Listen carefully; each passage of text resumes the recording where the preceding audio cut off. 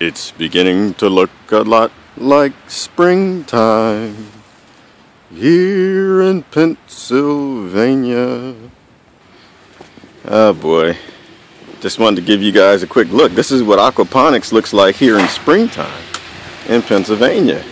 See, the flood and drain system is doing awesome and all kinds of good growth happening in the raft systems, man. I tell you what, we're doing real good out here. Koi just as swimming and happy as they've ever been. Oh wow, look at this one. She's a beaut.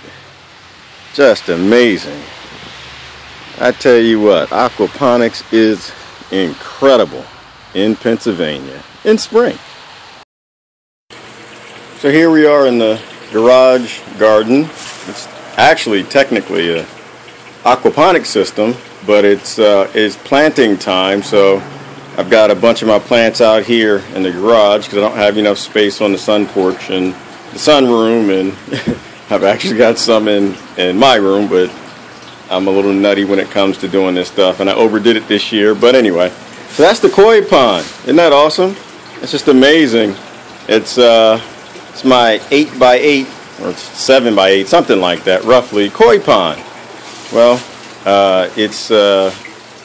I've got an overabundance of plants. I needed more space, so I basically just threw another plank or door over the koi pond, which is one good thing about doing this thing out of center blocks is you just can, it's load bearing, so you can throw weights on it.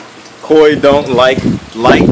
They don't like you unless you have food, and so I don't see any down there, but we've got some swimming monsters and they're down underneath enjoying the shade from abusive humans. But anyway,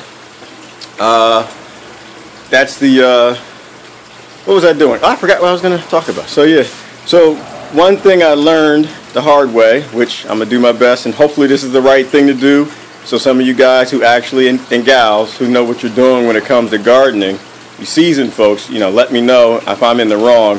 But basically I was told that plant stems are kind of like muscles, and when you start plants indoors, if you don't break the muscle, like when you're lifting weights, if you're not splitting I guess fibers of the muscle, your muscle doesn't grow. And so it's supposed to be the same thing with plants.